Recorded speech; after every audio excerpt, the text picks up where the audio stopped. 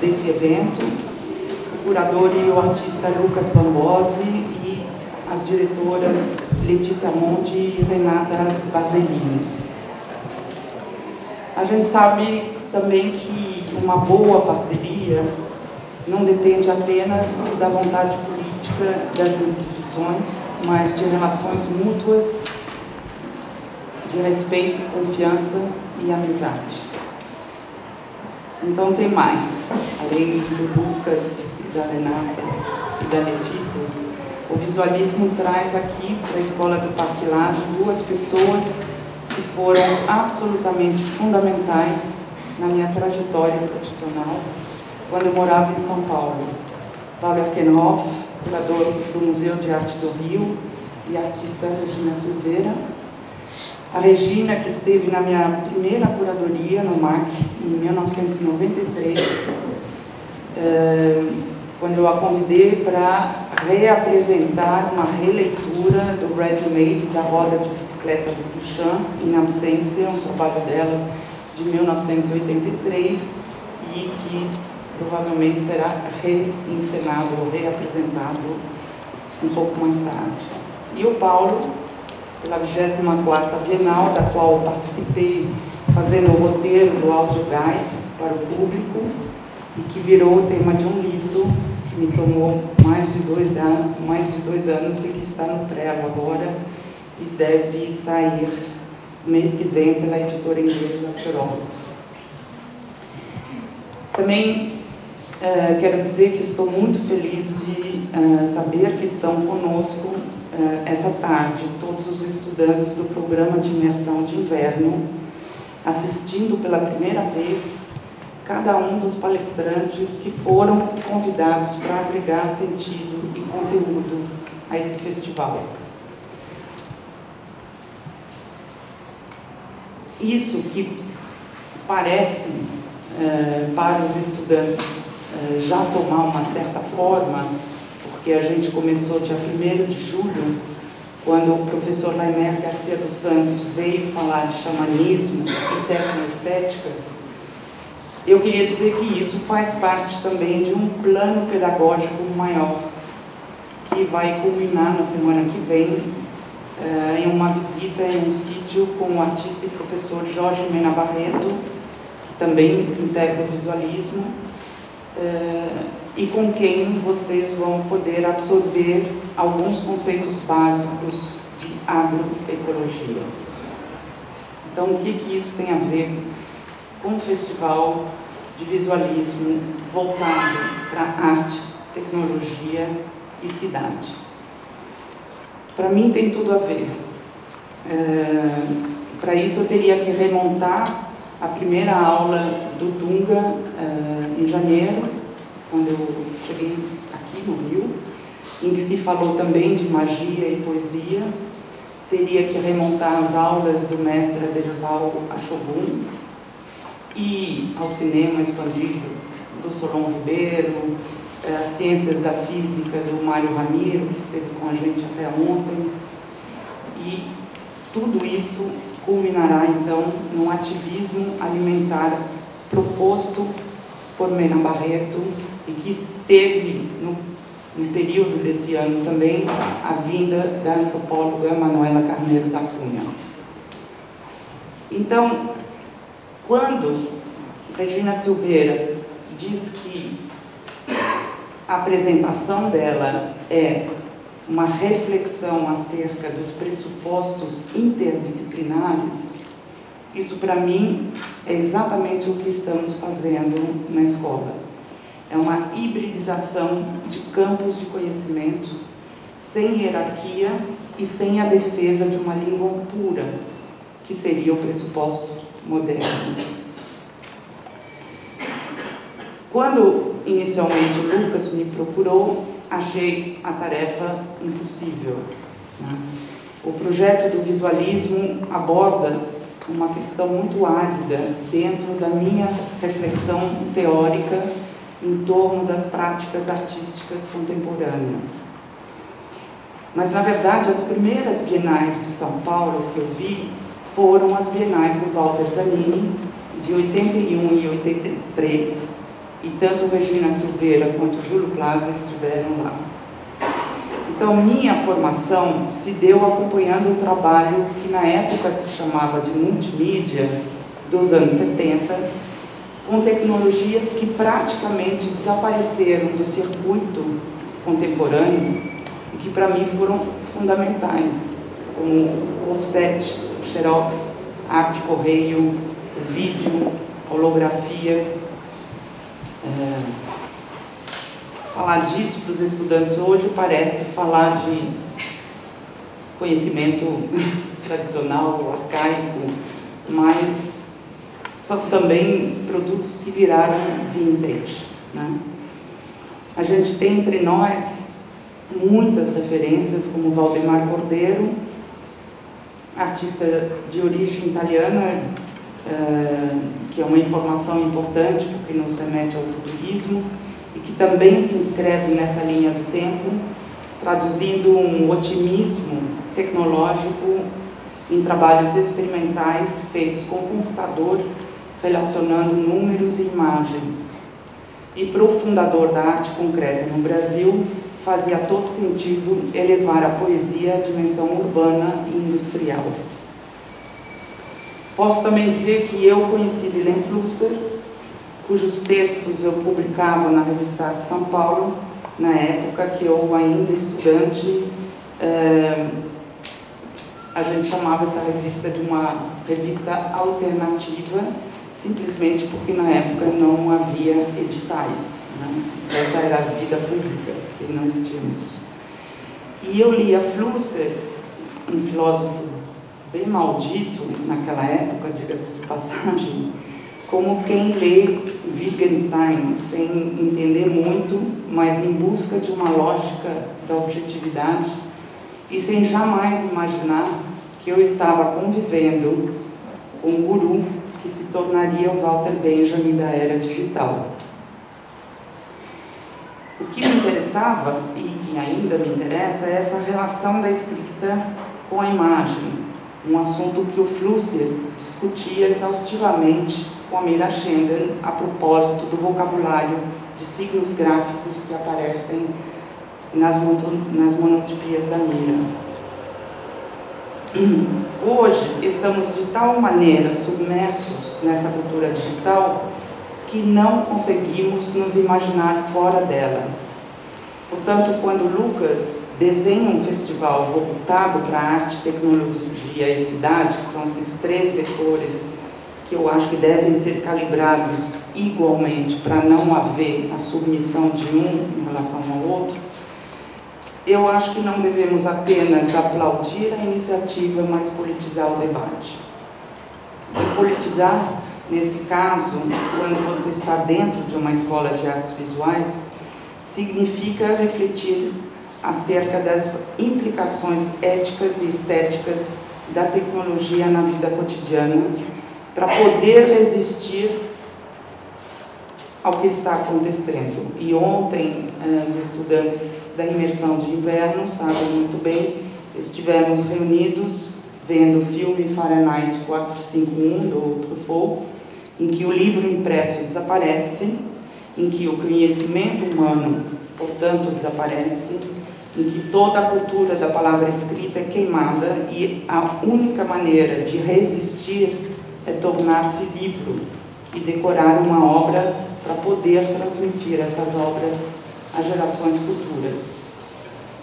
Então, a questão que me parece central e que eu coloco para o Lucas é em que medida esses artefatos tecnológicos, como o smartphone, por exemplo, alteraram e continuam alterando a condição humana, né? Em que medida nosso déficit de atenção e de concentração é o preço que estamos pagando por uma felicidade artificial repleta de aplicativos. Eu gostaria de continuar reafirmando uma frase do filme do Truffaut ontem, que os livros são vivos e que falam. Então, o que está em pauta aqui desde janeiro, quando iniciamos as atividades da Escola do Parque Lage, graças ao convite que eu recebi da Alcalage, através do Márcio Bodner, que está presente com a gente, é uma reflexão sobre a iminência de várias perdas. A perda da floresta amazônica, a perda da diversidade biológica, a perda do conhecimento associado aos povos tradicionais e a perda da memória humana. Eu tinha mais algumas palavras em relação a essa questão da politização dos meios técnicos e tecnológicos, que eu prefiro agora guardar para o momento em que depois a Regina vai se juntar a nós, mas queria também lançar como uma espécie de provocação que talvez pudéssemos pensar as inserções ideológicas do Cildo Meirelles, o dinheiro e Coca-Cola, não como novos meios ou suporte, mas também como inserções tecnológicas, né? Como maneiras de você se inserir nessa vida pública, nesse espaço urbano. A gente está no meio da discussão da imersão de inverno e estamos começando a falar da relação entre arte, magia, hipnose e fantasmas. Eu gostaria que, até o final dessa imersão, pudéssemos também tematizar e conceituar a presença da magia nas práticas contemporâneas e pensar como é que esse mágico tornou-se o mais novo axioma da arte.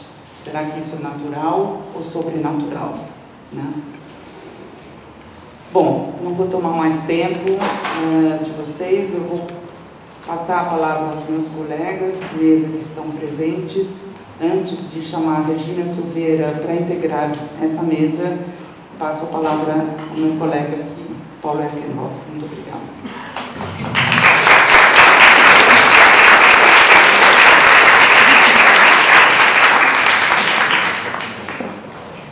Queria iniciar agradecendo a Regina,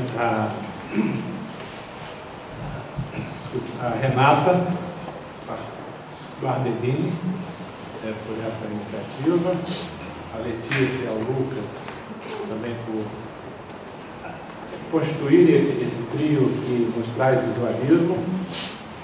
Agradecer a Lisete a acolhida e falar do honroso prazer de estar com a Regina hoje. Eu pensei em começar falando do Mar Seco. Mar no Rio hoje quase quer dizer um certo museu, que já é conhecido por 64% da população. O Mar Seco não sai da Praça Mauá, né? O Mar Seco não tem força propulsora para chegar, por exemplo, a Santa Cruz, onde o IDEB é o mais baixo da cidade, uma região próxima de uma das taxas mais altas no país de rancenismo urbana, né? E ao mesmo tempo é uma região das que mais mandam jovens, crianças do ensino fundamental ao mar. Mas a própria Letícia Monte já está em Santa Cruz, né? Sem a Letícia e sem outras pessoas não chegaremos a lugar nenhum, né? Então, uma das questões do Mar Seco esse ano é como pensar a sua mobilidade na cidade, né? O segundo aspecto do Mar Seco é pensar apenas visualmente, mesmo que expanda o conceito de arte para o conceito de cultura visual, e não atuar diante do fato de que uma criança de classe pobre conhece apenas a metade do vocabulário de uma criança de classe média. Isso é determinante em sua vida, né? Na escolha de uma profissão, na leitura de um manual profissional, na resposta a uma entrevista, etc. Então, o que pode a arte nesse processo? Vejam a luz em Vladimir Dias Pinto, poeta visual, de quem faremos uma exposição no ano que vem, que será um ponto de partida para desenvolvermos projetos nesse campo. E o terceiro aspecto do Mar Seco é descobrir-se um museu do século XIX. Né? O mar é um museu que não está adaptado àquilo que são as tecnologias da educação, de comunicação contemporâneas. Nós fizemos há um ano um seminário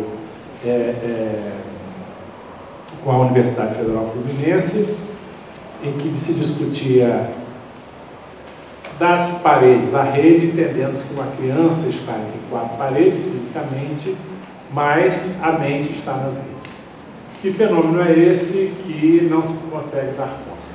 Eu acho que a iminência da abertura do Museu da Manhã, do Alberto presente, vai propiciar uma hipótese de que todos esses problemas talvez possam estabelecer uma dinâmica do museu cujo território não é as bordas do seu edifício, mas é toda a Bahia, o recôncavo da Baía de Guanabara, enfim, toda a ideia de uma cidade, de uma grande comunidade, de uma hipercomunidade, de uma metrópole chamada Rio de Janeiro. Dito isso, eu passaria quase que respondendo aos desafios postos aqui por Lisete, colocando inicialmente que, quando se fala de inserção ideológica e se menciona dinheiro e Coca-Cola, nós estamos falando de inserções ideológicas possíveis e desejadas, mas não plenamente realizadas. Porque uma inserção ideológica, tecnologicamente, realizada através da inscrição do Yankee Go Home por uma espécie de... Como é que chama aquele negócio? Adesivo, não é bem adesivo, é decalque, né? Um decalque que sai com água, não é propriamente uma inscrição. Não há um embate possível, na realidade, torna-se então um modelo, uma hipótese, é claro, que extremamente produtiva em termos sociais, e por isso eu acho que o modelo realmente realizado, pleno é o dinheiro, né? Porque o dinheiro é um espaço social de coesão, ninguém é louco, né? Só louco rasga dinheiro, ninguém é louco para rasgar dinheiro, para jogar dinheiro fora, etc.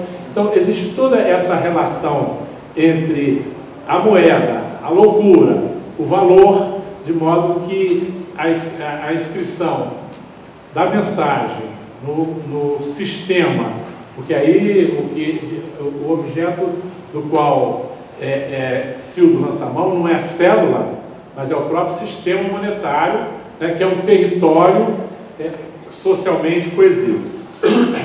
Nesses termos, então, cabe sempre indagar qual é o sentido da tecnologia. Ainda numa metáfora do mar, nós poderíamos pensar que Portugal, quando realiza suas descobertas, isso é o ápice de todo o desenvolvimento tecnológico, que alguns, num certo momento, não sei se essa afirmação ainda é válida, Luiz Alberto, de que cruzar o Atlântico era mais audacioso do que ir à Lua. Pelo conjunto, eu tenho um sobrinho de 25 anos cuja tese, né, no Instituto de Tecnologia da Aeronáutica foi mandar um treco para a Lua. Quer dizer, o garoto de 25 anos de idade hoje pode fazer isso. Essa aceleração, mas ao mesmo tempo esse desafio, nos indica que a tecnologia não garante absolutamente nada. Garantiu pouco a Portugal, talvez menos do que Portugal poderia ter tido, quando certas escolhas portuguesas, né, no campo ideológico da filosofia, encaminham a sociedade na direção da Inquisição, né? Expulsa pensadores, expulsa cientistas, abandona certos princípios filosóficos. Então, há todo um debate nesse momento em que uma visão mais aristotélica da vida e da ciência falha, e essa falência leva o próprio encurtamento do potencial do reino português. Mas isso, como aconteceria com a arte? Eu vivi uma experiência há cerca de 15 anos atrás, no Walker Art Center, em Minneapolis, que sempre foi tido como um dos meus museus experimentais do mundo, hoje talvez menos, mas já foi mais. Eles receberam a hipótese de doação de uma grande coleção de sites de arte feita para a internet, né? E a discussão era se fazia sentido ou não apropriar-se de algo que estava na rede, como parte da coleção do museu. Então, por um lado, nós temos a noção clássica do museu como uma instituição que reúne bens culturais. Isso é parte daquilo que o Ocidente definiu como museu, né? E hoje a Unesco tem uma universalidade, que seria museu é uma instituição que coleta bens culturais, né? Bens naturais, enfim, aquilo que se entende como necessário à vida simbólica das sociedades ou ao conhecimento, enfim, alguma razão indica ser necessário reunir certos bens culturais. O que seria, então, né, ter uma coleção voltada para a grande tecnologia, para a tecnologia mais avançada? Claro que na primeira crise, o primeiro que se cortou foi a coleção, né, de tecnologia. O curador foi posto para fora, né? Faria sentido ter um curador dessa natureza, ou seria um orientador, né? Mas eu acho que há outras perguntas que atravessam as minhas preocupações como diretor do museu, e que eu acho que o visualismo vai ser um ponto, vai trazer pontos de iluminação, né? Uma questão, eu acho que quando você fala de concretismo, né, do Valdemar Cordeiro, e a questão da dimensão urbana, industrial, isso se rebate num texto, eu acho que do Haroldo, se não me engano, do Pinhatari, sobre Fiamminga, em que ele fala da falência do concretismo em escrever-se efetivamente na dimensão urbana e deixar-se absorver pelas hipóteses do mundo industrial. Eu acho que ali há algo complexo, muito mais complexo do que isso, porque pouco antes Valdemar Cordeiro tinha falado da melancolia paulistana, né? Essa dificuldade de realizar certas questões e uma nostalgia do que não se conseguiu fazer, né? Por outro lado, essa impossibilidade política, geopolítica, de olhar para o Rio de Janeiro, impediu esse poeta, que é um dos três, eu não me lembro qual, por exemplo, de perceber que a grande integração entre a arte construtiva, a abstração geométrica no Brasil, se deu no Rio de Janeiro, na Avenida Brasil, com o Weissmann, cujo ateliê era vizinho da fábrica Ciferal, que pertencia a seu irmão, e ele tinha uma fábrica de carroceria de ônibus a seu serviço, né? E isso foi assim durante toda a década de 50, 60 e boa parte dos anos 70, até que essa fábrica foi vendida. Ou seja, não há uma simetria necessária entre riqueza, desenvolvimento urbano, tamanho da industrialização e realização poética. Se nós pensarmos, por exemplo, na chave de galão que o Valdemar Cordeiro deu em Geraldo de Barros, que era ali em São Paulo quem tinha um projeto de integração entre arte e indústria real, e o mais avançado do que o do Weissmann, porque sim, ele estava envolvido não apenas nas relações físicas de produção na indústria, mas ele estava, sobretudo, interessado na questão do trabalho, na distribuição de rendas e na questão da mais-valia, né? Com os experimentos sociais, enfim. Então, a chave de galão é que as cobranças de Valdemar Cordeiro levaram Geraldo de Barros a deixar a câmera de lado e o pincel de lado. É um período que ele para de produzir, porque ele não quer discussão, não quer conversa, não quer pressão, e tem um projeto que entendeu mais amplo, mais importante socialmente. Eu acho que são questões aí arqueológicas dessa relação que ainda precisam ser repensadas melhor. Porque quando a gente acha que urbanismo, indústria, tecnologia garantem a estética e a qualidade estética, nós estamos dizendo, por exemplo, que o novo é o valor que move a arte. Não é. A gente sabe disso com Rosenberg e tantos outros. Não há um processo de progresso tecnológico e progresso estético. Isso seria reativar ideias positivistas do século XIX, né? De que o mundo passaria por eras, né?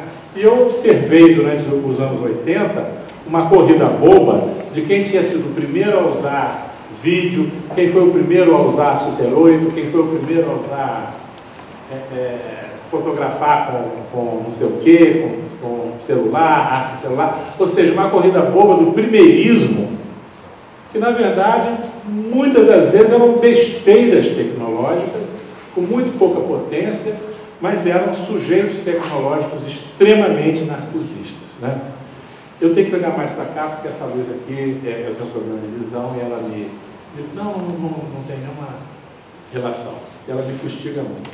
Bom, então, eu acho que diante da tecnologia, ou diante de qualquer possibilidade material de uma ação estética, poética, de uma construção, eu acho que pensar que a arte é sim, é um enfrentamento de paradoxos, né?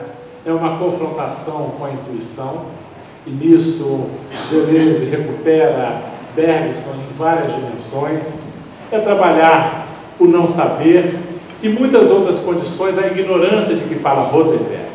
Rosenberg diz que a universidade, nessa passagem durante a guerra, em que grandes escolas alemães, judeus alemães, vão para os Estados Unidos, e que então a arte deixa a boemia e se transfere para a academia, né? Ele diz que há algo que a universidade não é capaz de propiciar ao estudante. Uma universidade que está atrelada a emendas, né? a certos resultados acadêmicos, objetivos, etc. Não é capaz de prover ignorância, né? Que é esse estado de não saber de batalha, que é essa relação da intuição, etc. Né? Então, o que seriam alguns desafios nesse momento? É verdade que as novas tecnologias hoje, elas podem ser uma força, tanto uma força de grande propulsão social, né? Deixa eu achar aqui porque na África, né? Hoje a África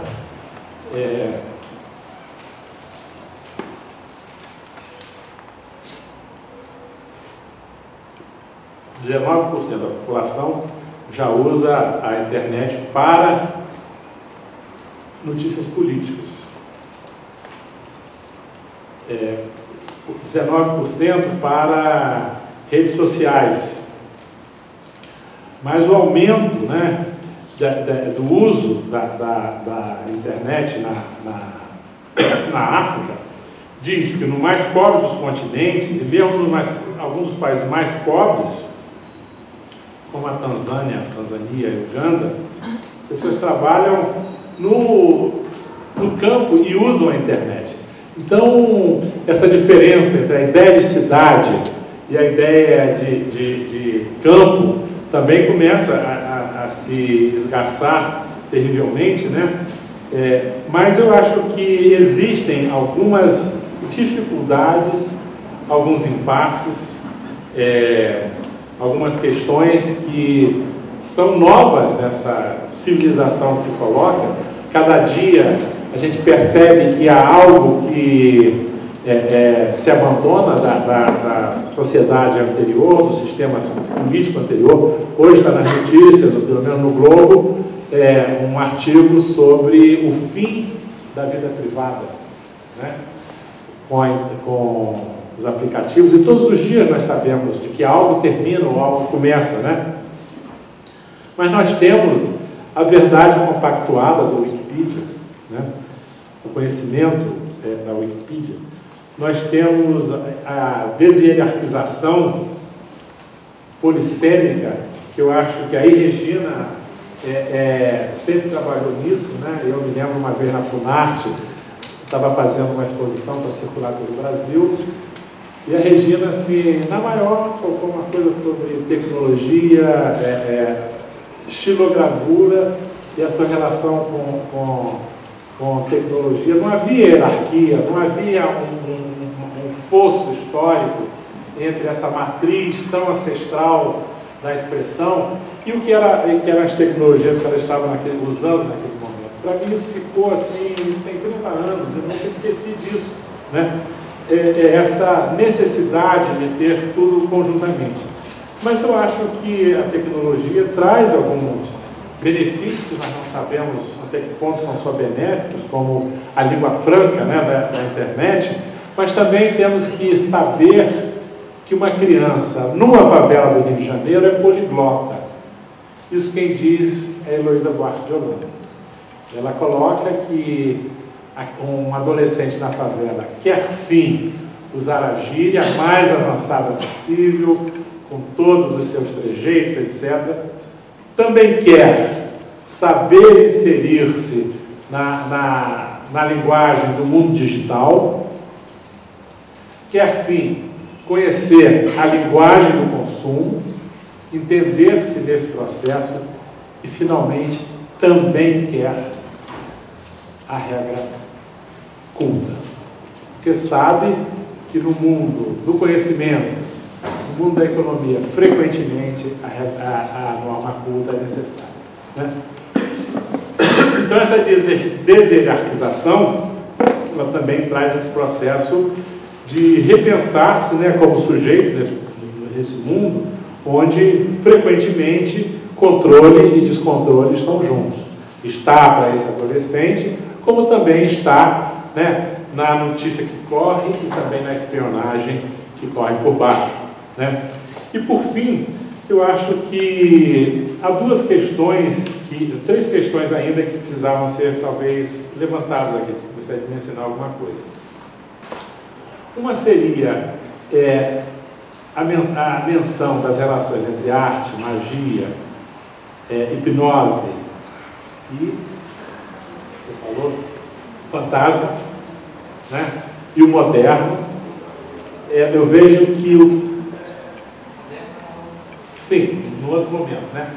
Mas pensar que o moderno, nos termos em que ele vai eclodir no final do século XIX, começo do século XX, ele foi precedido por discussões, né, dessa natureza. Por exemplo, as manchas de luz numa fotografia muitas vezes foram interpretadas como fantasma, né? Ou seja, misturavam-se tecnologias avançadas e necessidades ancestrais de um pensamento mágico, né? Mas também no pré-consciente. É um momento, um momento do pré-inconsciente, no sentido de que é um momento anterior ao desenvolvimento da ideia do inconsciente por Freud, né? Então, essas preocupações, a hipnose, etc., alimentaram algumas discussões. Eu convivi muito com uma artista nascida nos anos 10, mas que tinha uma experiência muito grande da cultura francesa, e ela ainda, na década de 1990 e 2000, estava interessada em entender o que era hipnose, etc., muito mais como um resquício do pré-moderno que ela enfrentou nos anos 20 do que propriamente uma questão que para ela fosse contemporânea. Ou seja, nós estamos falando de tempos diversos, né, sociais. Eu acho que o Parque Lage tem trabalhado nesses tempos diversos sociais, ecológicos, né, daqui do país. Depois eu gostaria de colocar, já encerrando, que me parece que uma das questões da arte e do mercado nunca pode ser esquecido é que certas linguagens tecnológicas tendem a ser evanescentes, né, tendem a desaparecer tendem a submergir na net. Seria isso uma metáfora da própria fragilidade da vida humana, né? O que nos amedronta aos museus, que queremos guardar a história, mas já não podemos guardar aquilo que tantas vezes pode ser fantasma, pode ser magia, hipnose, etc. E finalmente fazer a pergunta crucial dos nossos tempos. Transformar objetos impalpáveis numa tecnologia pública, etc., etc., etc., tudo isso que representa hoje, em termos de democratização dos meios, em objeto do mercado, me parece de uma contradição política absoluta, porque renega aquilo que tem de democrático no processo de tecnologia contemporânea. Ou seja, se isto está dado a todos, tornar-se um objeto para fetiche de alguns e propriedade de poucos, me parece uma questão bastante complexa. Não estou falando aqui da necessidade de os artistas terem seus rendimentos. A pergunta que eu sempre faço a qualquer artista que lide com alteridades, com diferenças culturais, socioculturais, você é um ativista cultural ou um administrador de ativos que vende aquilo que é a apropriação da mais-valia simbólica do outro?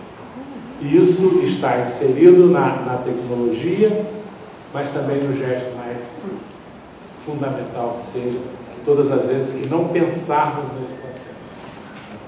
É isso que eu queria dizer para começar.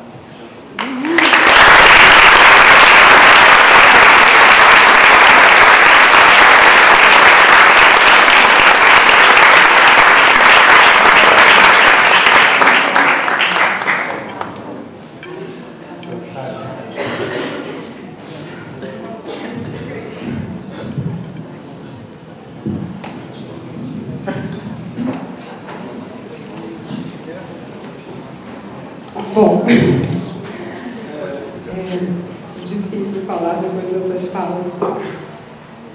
Obrigada, Lisete. Obrigada, Paulo. Eu queria convidar a Renata e o Lucas para virem dar umas palavras junto comigo. Na verdade, a nossa ideia era contar um pouquinho do que a gente pretende com o visualismo, das intenções iniciais do projeto. Mas, na verdade, o visualismo ele acontece no processo. Eu acho que a gente já está vivendo parte desse processo. Acho que as falas da Lisete e do Paulo levantam muitas questões que a gente até mais cedo estava conversando aqui, ainda superficialmente tocando, mas eu acho que são tantas questões, são tem tanta coisa para a gente aprofundar, que eu acho que 3 dias vão ser pouco. Mas, Letícia, eu acho que parte dessas questões vão ser respondidas por eles no trabalho que estão fazendo aqui. Sim, certamente. Ou vão continuar sendo respondidas, né, Paulo? Porque eu não sei nem se consegue responder essas questões, porque eu acho que são questões muito profundas, referentes à vida contemporânea, a maneira como a gente está vivendo coletivamente nas cidades. A gente... Vem para cá, Lucas, por favor. Acho que, antes de tudo, queria agradecer mais uma vez imensamente a parceria e o acolhimento do visualismo pela EAV e pelo MAR. Eu acho que... A gente senta, então, vocês querem comentar? Tá.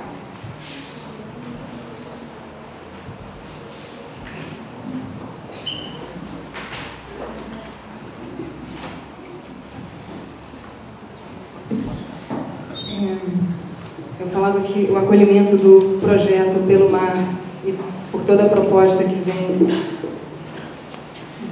do Paulo e da equipe do MAR, o que ele significa hoje para a cidade do Rio de Janeiro, um museu que pensa o seu papel social, que tem uma escola junto, porque tem como missão também a formação de professores da rede pública para o ensino da arte nas escolas públicas. E, sobretudo, além de contar a história do Rio de Janeiro, trazer esse público que o Paulo colocou na fala dele mais cedo, que nem sempre está inserido nos espaços institucionais da arte. Ao mesmo tempo, é a ver que tem uma história de 40 anos na formação artística e na formação de pensadores, críticos, na cidade do Rio de Janeiro, que também tem um papel na difusão, porque tem programas de exposição e de curadoria que estão sempre trabalhando temáticas afins e importantes para a vida contemporânea. E são parceiros fundamentais. E também nesse processo, um outro parceiro fundamental que a gente encontrou, que é a Fundação Via Varejo, representada pelo Ponto Frio, que, na verdade, além de viabilizar o projeto financeiramente, acredito, nos deu todo o espaço e liberdade total de criação para propor essas discussões que eu acho que são muito pertinentes hoje. Então, assim, primeiro eu queria agradecer enormemente ao Márcio e toda a equipe do EAD, ao Paulo e toda a equipe do MAR, aos artistas que estão aqui presentes e que aceitaram esse desafio de estarem construindo esse projeto junto e participando desse processo. Ao Lucas, ao Borges, a todo mundo que aceitou o nosso convite inicial, quando a gente pensou lá atrás no projeto. E posso contar aqui um pouco do que eu e a Renata pensávamos lá atrás, assim, as primeiras ideias e o que nos motivou a pensar esse projeto inicialmente, que basicamente cruzam dois grandes temas. O primeiro tema é o tema das cidades e a complexidade da gente viver nas megalópolis, cidades com megapopulações, atravessadas por fluxos de migrações de pessoas que vêm de todos os lugares, com culturas distintas, fluxos de informação, ao mesmo tempo a necessidade do sujeito se inserir, encontrar o espaço dele dentro da individualidade, das características de cada pessoa e da busca individual, e o desafio da gente viver coletivamente nesses espaços. Aí o Paulo colocou essa pergunta, como é que a arte pode fazer sobre isso, né, nesse mundo tão complexo. Na verdade, a gente também, acho que o projeto todo é essa questão, o que a arte pode fazer sobre isso. E aí a gente pensa a tecnologia também como linguagem, como possibilidades e como disparador. Na verdade, a arte como um disparador, como um dispositivo da gente pensar essa vida coletiva. Então, a gente traz o projeto para fora do espaço institucional, para as ruas, percorrendo regiões diferentes do Rio. A região central é uma região vital, que a gente pensa, essa área de renovação, de repensamento da estrutura da cidade, que é essa região da área portuária. Ao mesmo tempo, a gente também pensa na Zona Norte, levando o projeto para o Parque Madureira. Então, acho que a gente começa hoje um processo de reflexão e de construção coletiva. Eu espero que sejam esses 4 dias de discussões, porque eu acho que os assuntos são muitos e muito complexos. Talvez a gente não consiga chegar em conclusões, mas é importante a gente estar pensando junto, estar construindo essa cidade que a gente quer, esse espaço coletivo de vida em comum. Então, era isso. Eu vou pedir para a Rê contar um pouco do formato, rapidamente. Eu acho que a Lisete e o Paulo colocaram muito bem alguns pontos de reflexão e questionamento que a gente teve desde o início, que a gente começou a pensar o visualismo. Acho que a Letícia aprofundou um pouco as principais motivações para propor esse projeto. E aí a gente tinha um desafio, acho que desde o começo, de quando a gente começou a tentar desenhar concretamente que forma o visualismo teria. Acho que teve um ponto que, mais do que uma preocupação, foi um cuidado mesmo de entender o visualismo não como um fim, mas o visualismo como um processo. Ele é um projeto processual. Então, ele começa, guiado por essas motivações, ele começa por um mapeamento. Fizemos, primeiramente, um mapeamento de 180 artistas de artes visuais do cenário brasileiro. Acho que tinha essa vontade de ter também um pouco desse pulso, desse panorama nacional de produção. Num segundo momento, o board curatorial fez uma pré-seleção de 30 artistas que foram convidados a participar para o envio de pré-projetos, onde tivemos a seleção de 15 artistas com representação nacional que estão aqui hoje conosco. Então, desde esse primeiro momento, a gente já inicia, e isso culminou, e aí acho que é um segundo momento muito importante, que é a questão do laboratório, a questão da gente poder reunir esses 15 artistas para ter um processo de aprofundamento e de troca desses pré-projetos e de imersão em loco, no local geográfico mesmo onde as projeções acontecerão. Então, o laboratório ele vem com uma proposta mesmo processual. O seminário acontece da mesma forma, acho que foi uma vontade de disponibilizar o conhecimento, as trocas e as discussões que vão acontecer, que já estão acontecendo a partir de hoje, para um público mais amplo.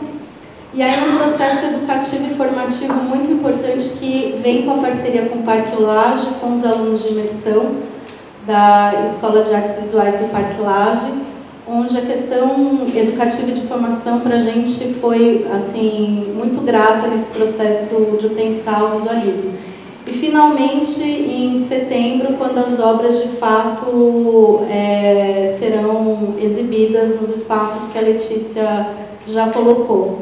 Então, acho que o ponto-chave que eu gostaria de reforçar é exatamente esse. Assim, a gente tem um entendimento até de um campo invisível, porque quando a gente concentra a dimensão do processo e não do fim em si, existem respostas, existem questões, existem possibilidades que a gente ainda não consegue enxergar concretamente. Então, a gente pensa o visualismo não só como uma edição que está acontecendo em 2015, mas como uma proposta de reflexão e de possibilidades e de respostas que possam se estender ao longo dos anos. E só para finalizar, eu já vou passar para o Lucas, eu acho que tem uma coisa assim, que nos emociona assim, desde o começo com a questão do visualismo e essencialmente hoje, que acho que a gente está aqui reunido, que existe uma temática que transcende todos nós. Né? E essa temática proposta é que nos une. Assim. Eu acho que cada um nos seus papéis individuais e institucionais, a gente está disponibilizando tempo de qualidade para estarmos juntos pensando em respostas para o que a gente se propõe a pensar em cidades, em arte, em nosso papel como cidadão, nosso papel institucional, qual é a nossa contribuição individual e coletiva dentro do que a gente se propõe a pensar com visualismo. Então, acho que é isso. Lucas. Alô? Bom, vou tentar encurtar os agradecimentos para não tomar o tempo da Regina, que nós já estamos invadindo um pouco o tempo dela aí. Mas tem uma gratidão mesmo muito grande de ter sido convidado para conduzir em alguns aspectos esse projeto e enfrentar essas três grandes questões: arte, tecnologia, cidade. Né? Tentando enfrentar a tecnologia partindo do princípio de todos esses aspectos complicantes, às vezes até nefastos, que a Lisete e o Paulo colocaram. Né? A tecnologia nos é vendida muito com um pacote de malvadezas, né? Um pacote que tem embutido dentro dela, dentro da tecnologia, do pensamento, do discurso tecnológico. Quando ele é meramente estratégico, ele vem embutido de acessórios, ele vem embutido de ideologias, ele vem embutido de uma série de mais-valias que não interessam. Né? A identificação dessa ideologia ou dos aspectos nefastos de determinadas ideologias dentro da tecnologia é um fato que a gente tem que enfrentar, ou tem que conhecer um pouco abaixo, um pouco em profundidade, abaixo da superfície ou acima da superfície. E sim, porque ela é permeada de consumismo, é permeada de aspectos que são dessa ordem da invisibilidade, que a gente estava falando aqui um pouco antes, um pouco das invisibilidades também colocadas pela Lisete e pelo Paulo, que às vezes estão travestidas de metáforas, às vezes estão travestidas até talvez de algo, de uma certa magia. A magia também vem com um aspecto sedutor, como algo uma espécie de truque. Eu faço algo aqui, enquanto abaixo da superfície eu desenvolvo uma outra prática, faço algo mais, né?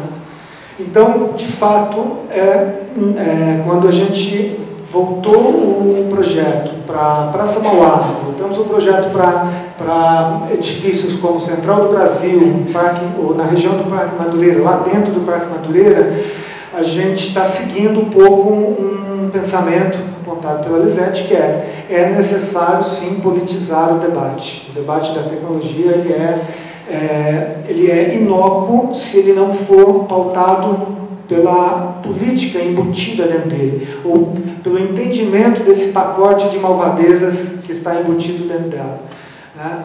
E para isso é necessário também sair de guetos, sair do pensamento segmentado, excessivamente segmentado, sair de nichos dentro dos quais são colocados práticas associadas à tecnologia, porque estão associadas à tecnologia, não fazem parte de um conjunto talvez maior ou mais nobre. Porque dentro desse segmento da tecnologia há o que se retirar como valor. Por exemplo, dentro desse segmento mais específico, há décadas, existem listas de discussão.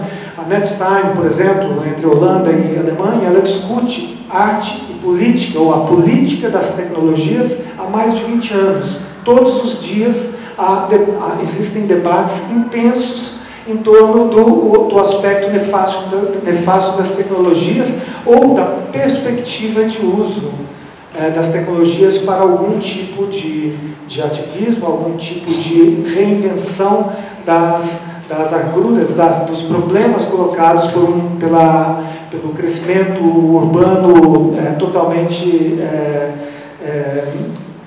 desorganizado, né? Outras listas, Empire, Crumb, essa discussão existe dentro do nicho. O que importa, ou o que interessaria, talvez, fosse prever, conseguir ver as confluências disso num tecido, numa superfície mais aberta, mais visível, né? Aproximar cenários, aproximar práticas, aproximar nichos, né? Aproximar linguagens que geralmente são colocadas como estanques, aproximar signagens, como dizia o Décio Pignatari, né? Então, sim, não se trata de acreditar que a tecnologia vai resolver os problemas da mobilidade, né? Como até pensadores eufóricos, Paul Virilio, por exemplo, acreditava que a tecnologia iria substituir a necessidade de percorrer espaços, né? Os espaços se tornaram cada vez mais intransponíveis e a tecnologia pode muito pouco, efetivamente pouco dentro disso, né? Ela permite o não deslocamento, mas não o percorrer de espaços, né? Então, pensar na tecnologia não como progresso, não como uma novidade, não como novo, é um pouco o norte desses temas que a gente tem dentro do seminário nos próximos dias, dentro dos labs e dentro de, talvez, as próprias obras que vão surgir a partir desse processo, né? Levar em consideração essas perguntas que são extremamente importantes que a Lisete e o Paulo nos faz, né? Talvez não só tentar respondê-las, mas levantar novas perguntas ou atualizar algumas perguntas. Atualizar diante de questões ou de novas contradições que surgem, novos paradigmas, novas problemáticas que surgem, às vezes, novamente, dentro dessa ordem do invisível, dentro dessa ordem do não tangível, do que se sente, do fluxo de informação, campos eletromagnéticos, informação não perceptível, mas que está ali nos modulando de alguma forma subrepticial, de uma forma malvada, né? Falando das malvadezas do pacote ali. Então, assim, a ideia é quando a gente se lança um projeto, a gente formata um projeto para tentar entender o que há o que contexto específico é esse que nós temos na região da Praça Mauá, o que há de perceptível na arquitetura, na superfície, nos prédios, na história desses prédios, mas também o que há de invisível, do que não está sendo debatido ali, o que não está sendo levantado, o que está ali como tensão, né? Que política molda não só a Prefeitura do Rio de Janeiro, mas o que molda os restaurantes que vendem sardinha, ou que molda o boteco ali na esquina, ou o Morro da Previdência ali atrás, né? Então, entender essas nuances, essas diferentes nuances da tecnologia tem sido o norte, tem sido a premissa, né? E de estimular pensamento crítico, talvez em todos os últimos projetos que eu venho me envolvendo, e em especial esse aqui foi uma confluência de afinações em torno disso, né? A partir da formatação que o projeto já veio. Então, eu acho que essa ideia, entender não só essas nuances das tecnologias, mas entender as diferentes velocidades da vida contemporânea e nos encaixarmos, ou nos vermos em diálogo com essas modulações distintas, com as velocidades que nos interessam e não com a que nos é imposta, né? Como acho que Nicolau Shevchenko que dizia também que assim, só é possível entender a velocidade ou a vertigem do loop de uma montanha-russa experimentando pelo menos uma vez o que é estar dentro desse loop, né? Essa fragmentação da visão, ou essa náusea que é provocada, ela tem que ser explicitada e ela tem que fazer parte desses processos que se pretendem verdadeiramente em diálogo, em debate com os contextos e com contextos cada vez mais opressores ou mais difíceis de lidar, né? Então, mais uma vez, não se trata também de chegar com um pensamento pré-estabelecido, mas de ver como 20 artistas respondem a isso, né? Os 15 pré-selecionados, né? E os outros 5 que foram convidados para desenvolver trabalhos, alguns já com trabalhos já prontos, né? Vou citar, talvez não esteja tão claro, assim, nós tivemos os artistas convidados em diferentes, talvez, velocidades, categorias, porque era um pouco em função do encontro da linguagem desenvolvida pelos artistas diante do nosso ambiente, do ambiente que a gente encontrou. Então, a gente tem como convidados iniciais a Regina Silveira e o Vic Muniz, que estão desenvolvendo trabalhos ligados a esse contexto específico. Nós temos o Éder Santos, a Gisela Mota, o Leandro Lima e o Espeto, que estão fazendo trabalhos, vão apresentar trabalhos no Parque Madureira e na Central do Brasil. E os 15 artistas que estão todos aqui presentes nesse momento, que é uma alegria vê-los todos aqui, vão estão em processo de desenvolvimento desses trabalhos, ou seja, toda percepção, todo possível obstáculo, toda possível confluência, acho que é parte do processo desses artistas, que são a Alice Picelli, que está ali, a André Parente, Júlio Parente, então, acho que mais ou menos ali no meio, Caio Fazolin, ali, Fernão Ciampa, do grupo Embolex, Kátia Maciel, Leandro Mendes, conhecido como DJ Vigas, Luiz Duva, Lírio Ferreira, chegou até ali atrás, né? Marcos Bastos, Marilá Dardot, está aqui na frente, paciente, nós estamos aqui já umas 3 horas sentados, né? Raimundo Benedetti, está logo aqui na frente, Milton Marques, de Brasília, Roberta Carvalho, paraense, uma visão um pouco de fora desse eixo, Virgínia de Medeiros e Yuri Firmeza. A ideia foi contemplar artistas de todas as regiões do país e com meios, e que trabalham com meios distintos, que trabalham com linguagens distintas, e não unificar, não tentar aplanar esse pensamento. acreditar que cada pensamento pode, cada processo, cada abordagem, cada afinidade com determinados meios, alguns não necessariamente tecnológicos, pode levar a algum tipo de riqueza distinta aí. Desculpa tomar o tempo de vocês, vou chamar a Regina e a Lisete novamente. Paulo, muito obrigado pela presença.